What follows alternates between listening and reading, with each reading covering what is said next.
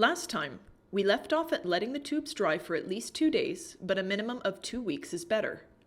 Today's segment covers how to turn a mummy into a blank.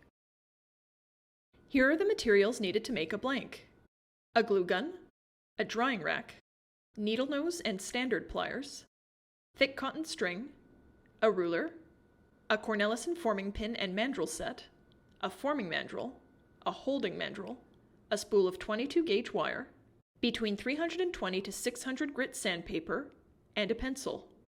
I purchased the 7-pin drying rack from Forest's Music and the sandpaper from Canadian Tire. You can see that there is a lot of overlap in the tools used to make a mummy and a blank, and I covered where to find the rest of these materials in my previous video. It's time to remove the tube from the forming pin to prepare it for beveling. Since it is dry, it will easily slip off. Now I'll unwrap the thread.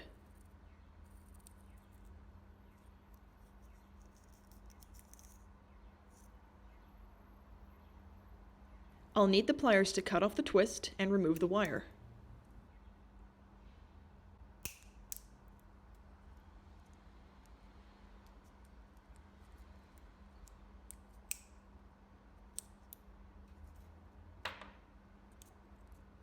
Now I can open up the tube to prepare it for the internal bevel.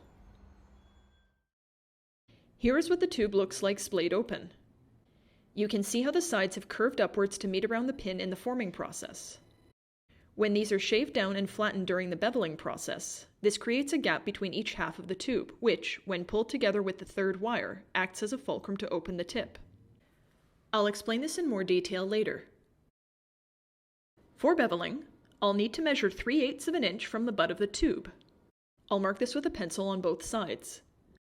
A longer bevel results in a more closed tip opening, a rounder tube, and a reed that generally favors the higher register. A shorter bevel results in a more open tip opening, a flatter tube, and a reed that generally favors the low register. How shallow or how deeply the tube is beveled will also affect the aperture, with deep bevels causing a more open tip and vice versa. 3/8 of an inch is a good benchmark for a middle-of-the-road bevel. Now that this is marked, I'll take between 320 to 600 grit sandpaper and begin with one side.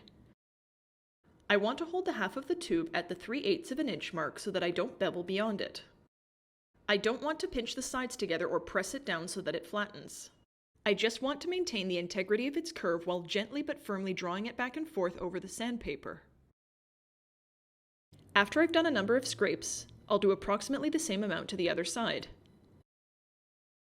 If you're just starting, you may want to do less before examining how open it makes the reed.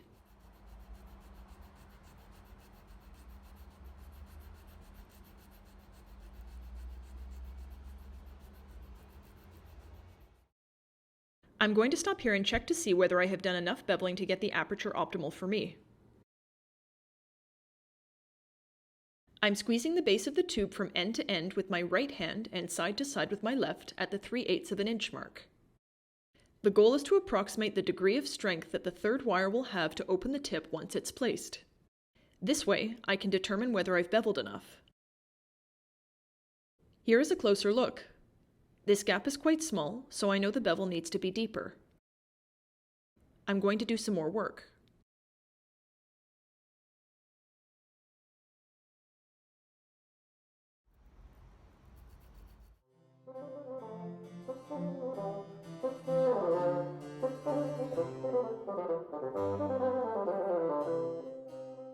Let's check again. This is more or less how much I prefer to bevel. Now it's time to cut 3 wires to put on the reed tube. Each wire should be approximately 4 finger breadths long. Some bassoonists use 4 wires. During the trimming process, putting on a 4th wire may help if the reed is leaking on the bocal. Because of the way I coat my reeds with glue, which I'll demonstrate later, I wouldn't be able to put on a 4th wire unless I cut away the glue. I am now ready to put wires on the tube. For this step, I'll need the Rieger holding mandrel, the pliers with the cutter, the reed tube, the 3 wires, and the thicker cotton string. I'm taking the tube and being careful to line up the sides. Next, I have to wrap it with cotton string from approximately where the second wire will be down to the base of the tube. I'll take the string from the other end to cover it up to just below the first wire placement. This will keep the tube together before placing it on the Rieger holding mandrel down to the tick mark to install the wires. I will then place the wire at 1 5/16 of an inch from the fold-over point. I'll take this wire, fold the right side under the left, and wrap it around to make a cross. I'll use the pliers to grasp the wire at the cross, pull until it's taut, relax, turn to the left to lock it into place, and close the gap without cinching or choking the cane.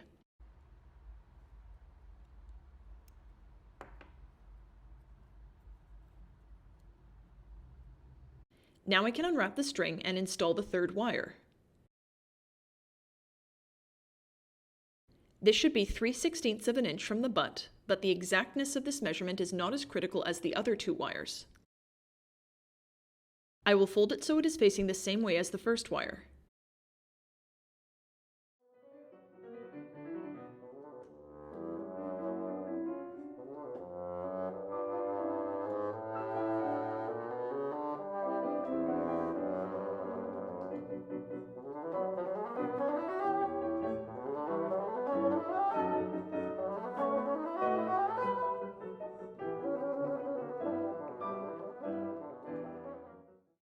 Finally, I will place the second wire with the cross facing opposite to the first and third wires to make it easier to access.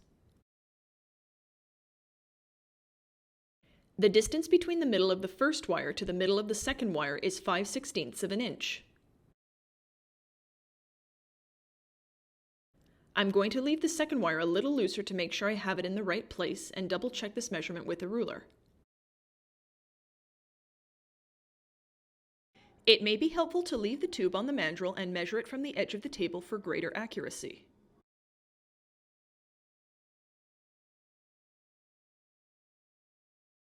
The second wire is about 1/32 of an inch too low, so I'm going to use the pliers to adjust it to where it should be.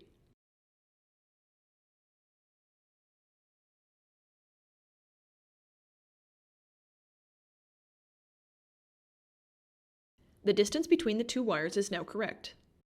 I can now tighten the second wire and clip off the part where the wires cross with the pliers. Now that the second wire has been tightened and the excess wire has been clipped, it's time to use the needle nose pliers to fold over the first and third wires. I'm leaving the second one up so that I don't get glue on it, since this is the one wire that I will adjust daily as the reed soaks and dries out. Now it's time to plug in the glue gun. I would recommend letting it heat up for about 10 minutes.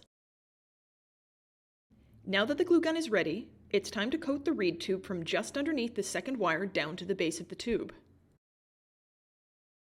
I need to make sure that the second wire is not covered. The reason for gluing is to prevent the tube from leaking air, since some score marks have turned into deep cracks while the tube dried on the forming pin. If there is some cane showing beneath the second wire, that is fine.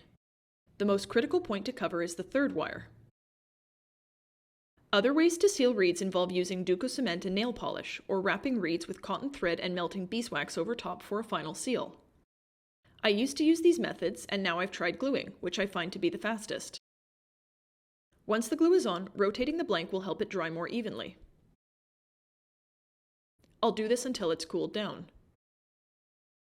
Once I'm done turning it, I can place it on the drying rack. It's okay if the glue hasn't fully dried yet. It just needs to have cooled down enough so that it doesn't run onto the equipment. Tune in next time to learn how I do a first day scrape.